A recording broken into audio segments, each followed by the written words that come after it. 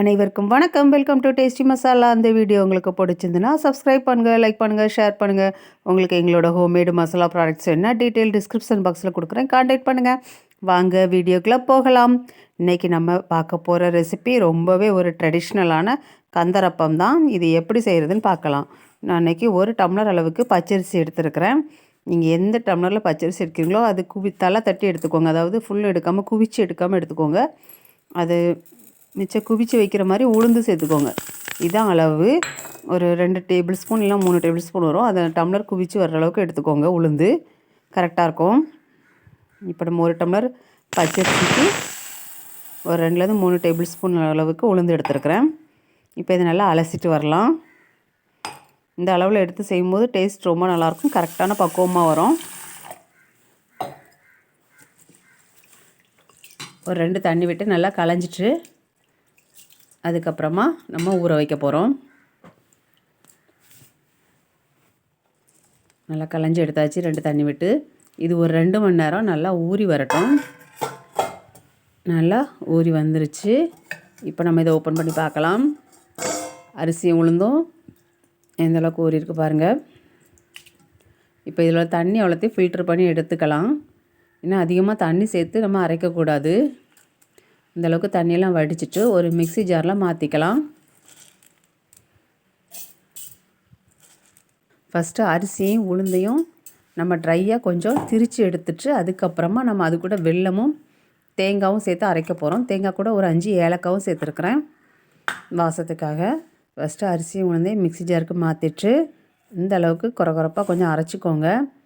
அதுக்கப்புறமா நம்ம எடுத்து வச்சுருக்கிற வெல்லம், தேங்காய், ஏலக்காய். ஃபஸ்ட்டு தேங்காய், ஏலக்காய் சேர்த்தாச்சு. இது கூடவே நம்ம வெல்லத்தையும் சேர்க்க போகிறோம். ஒரு 1/4 டம்ளர் அளவுக்கு தண்ணி சேர்த்துக்கிட்டால் போதும். அதிகமாக தண்ணி சேர்க்காதீங்க, ஏன்னா வெல்லம் தண்ணி விடும். சேர்த்து நான் உங்களுக்கு அரைச்சிட்டு காமிக்கிறேன். நம்ம வெல்லத்தை வந்து நல்லா துருவி வச்சுருக்கிறேன். 1 டம்ளர் பச்சரிசிக்கு 1 டம்ளர் வெல்லம் எடுத்தேன். கொஞ்சமாக உப்பு, நம்ம இனிப்பை தூக்கி கொடுக்கறதுக்காக எல்லாத்தையும் சேர்த்து நல்லா அரைச்சாச்சு. இதை விட தண்ணி விட்டுறக்கூடாது. எந்த அளவுக்கு உங்களுக்கு கட்டியாக அரைக்க முடியுமோ அந்தளவுக்கு அரைச்சிக்கோங்க. இந்த பக்கம் கரெக்டாக இருக்கும். இப்போ நம்ம கந்தரப்பம் சுட்டு எடுத்துக்கலாம். ஃபஸ்ட்டு இந்த மாவு ஒரு பாத்திரத்தில் நம்ம மாற்றி வச்சுக்கலாம். கரெக்டாக இருக்கும். நீங்கள் மிக்ஸி கலந்த தண்ணிலாம் சேர்த்துறாதீங்க, அதை வலித்து கரெக்டாக எடுத்துக்கோங்க.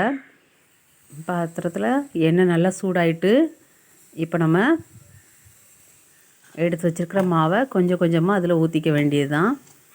இது வந்து புளிக்க வைக்க எதுவுமே தேவையில்லை, உடனே நம்ம சுட்டு எடுக்கணும். இப்படி கொஞ்சமாக நீங்கள் ஊற்றுனீங்கனாவே அது அழகாக உப்பி வரும்.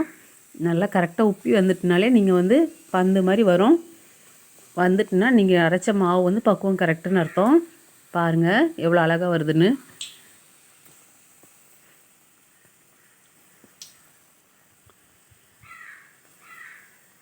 பார்த்தாலே தெரியும் நல்லா உப்பி பந்து கிழங்கா வந்துருச்சு. இந்த ஸ்டேஜில் நம்ம கொஞ்சம் திருப்பி போட்டு எடுத்துக்கலாம். பொன்னிறமாக 2 பக்கமே மாற்றி மாற்றி திருப்பி போட்டு கொஞ்ச நேரம் வேக வைக்கணும்.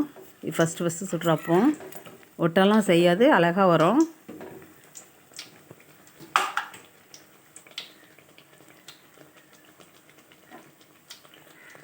இது வந்து ஒரு ட்ரெடிஷ்னலான ரெசிபி, அதோட ரொம்பவே டேஸ்டியான ரெசிபி. கண்டிப்பாக ட்ரை பண்ணி பாருங்கள். டேஸ்ட்டும் சூப்பராக இருக்கும். நம்மளோட பாரம்பரியமான ஹெல்த்தியான ரெசிபி.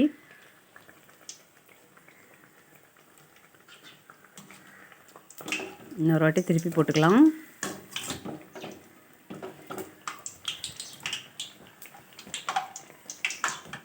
ரெண்டு பக்கமும் நல்லா பொன்னிறமாக வர்ற வரைக்கும் நல்லா வேக வச்சு எடுத்துக்கோங்க. வெளியே நல்லா லைட்டாக கிறிஸ்பியாக இருக்கும், உள்ளே ரொம்ப சாஃப்டாக இருக்கும் இந்த அப்பம். கண்டிப்பாக ட்ரை பண்ணி பாருங்கள். தேங்காய் வந்து கம்மியாக சேர்த்துக்கோங்க, ரொம்ப அதிகமாக சேர்க்காதீங்க. தேங்காய் ரொம்ப அதிகமாக சேர்த்திங்கன்னா எண்ணெய் குடிக்கும். தேங்காய் ஒரு 2லேருந்து 3 டேபிள் ஸ்பூன் போதும். 5 ஏலக்காய், கொஞ்சமாக தான் உளுந்து சேர்த்து ஊற வச்சு ஆட்டணும். 1 டம்ளர் பச்சரிசிக்கு 1 டம்ளர் வெல்லம், இல்லைனா 3/4 டம்ளர் வெல்லம் கரெக்டாக இருக்கும். உங்களுக்கு இனிப்பு எவ்வளோ தேவையோ அதுக்கு தக்குன்னு எடுத்துக்கோங்க. நான் இப்போ இன்னொரு அப்பம் கூட உங்களுக்கு ஊற்றி காமிக்கிறேன். எண்ணெய் நல்லா சூடாக இருக்கட்டும். மீடியம் ஃப்ளேமில் வச்சுட்டு ஊற்றுங்க. ஊற்றி கொஞ்ச நேரத்துலையே நல்லா உப்பிக்கிட்டு வந்துடும். பார்த்தாலே தெரியும் எவ்வளோ அழகாக உப்பி வருதுன்னு பாருங்கள். இந்த பக்கம் கரெக்டாக இருக்கும். இந்த மாதிரி நம்ம ஒன்று ஒன்றா ஊற்றி எடுத்துக்கலாம்.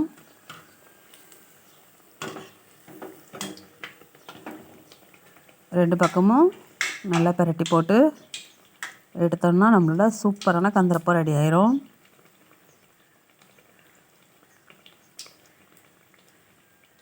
இது நல்லா வேகட்டும். இன்னொரு வாட்டி பிரட்டி போட்டுக்கலாம்.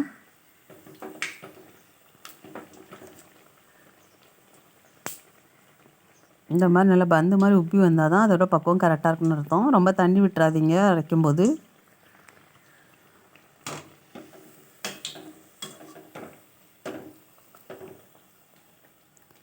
இந்த அளவுக்கு நல்லா கோல்டன் ப்ரௌனாக ரெண்டு பக்கமும் வரணும். நம்மளோட சூப்பரான சுவையான கந்தரப்பம் பாருங்க, ரொம்பவே டேஸ்ட்டாக இருக்கும். சூடாக இருக்குது. வெளியே லைட்டாக கிறிஸ்பியாக இருக்கும், உள்ளே வந்து ரொம்ப சாஃப்டாக இருக்கும். நான் உங்களுக்கு ஒரு அப்பம் பிச்சு காமிக்கிறேன் பாருங்கள். எந்த அளவுக்கு சாஃப்டாக இருக்குன்னு பாருங்கள். உள்ளே